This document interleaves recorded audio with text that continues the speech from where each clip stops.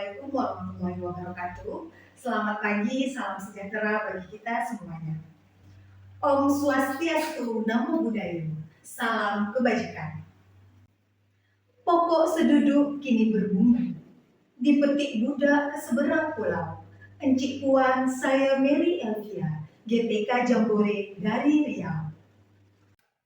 Bapak Ibu yang saya hormati, praktik baik yang saya lakukan saat ini adalah gambar games tebak huruf yang saya rancang dalam pembelajaran diferensiasi untuk meningkatkan kemampuan membaca dan menulis anak dengan hambatan pendengaran fase A dan fase B. Tujuan saya merancang gambar ini berangkat dari hasil asesmen yang menunjukkan tidak terjadinya peningkatan secara signifikan dalam pembelajaran membaca dan menulis walaupun sudah banyak upaya yang saya usahakan.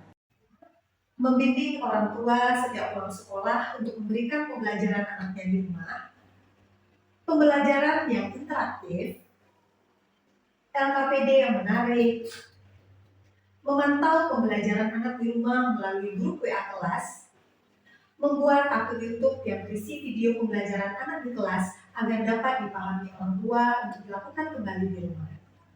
Hal yang saya sadari, penerapan pembelajaran diferensiasi yang saya lakukan belum tepat. Diferensiasi bukan hanya tentang kebutuhan khusus yang dialami anak saja untuk membedakan tingkat kemampuannya, tetapi juga tentang kesiapan belajar, minat belajar, dan profil belajar murid itu sendiri. Setelah melakukan asesmen dan observasi kembali, tantangan yang saya hadapi adalah fokus murid dalam pembelajaran kurang. Hal ini dikarenakan usia mental anak masih dalam tahap bermain. Kurangnya pemanfaatan teknologi yang melibatkan murid secara langsung. Gaya belajar yang kurang variatif hanya menggunakan gaya belajar visual, dan anak enggan belajar di rumah bersama orang tuanya. Untuk mengatasi tantangan-tantangan ini, aksi yang saya lakukan adalah membuat games tebak huruf yang saya rancang di PowerPoint. Desain yang menarik saya buat di Canva, serta mengedit video di CapCut dan menggabungkannya ke dalam PowerPoint. Seperti yang Bapak Ibu lihat, ini adalah tampilan games yang saya buat. Bisa diproporsionalkan langsung oleh murid.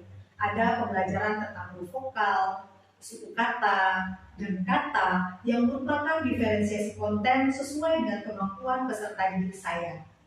Kemudian, terdapat materi dan latihan, di mana saya membebaskan murid untuk memilih apakah ia mau melihat materinya terlebih dahulu baru mengerjakan latihan, atau learning by doing dengan mengerjakan latihan secara langsung.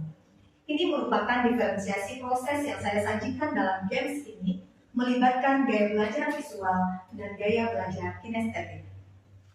Ini adalah ketika murid saya belajar menggunakan gambar, sangat fokus dan senang sekali ketika mereka berhasil menjawab dengan benar.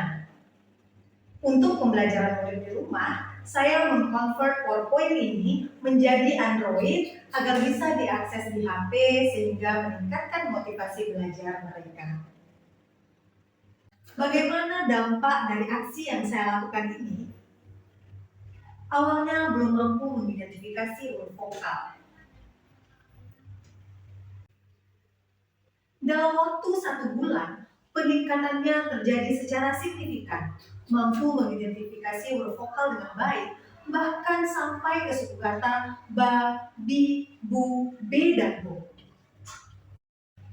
Selanjutnya, murid saya yang berada pada fase B awalnya belum mampu mengingat tulisan berbagai macam pakaian dan gampang lupa. Sekarang sudah mampu mencocokkan gambar dengan tulisan, bahkan menuliskannya sendiri.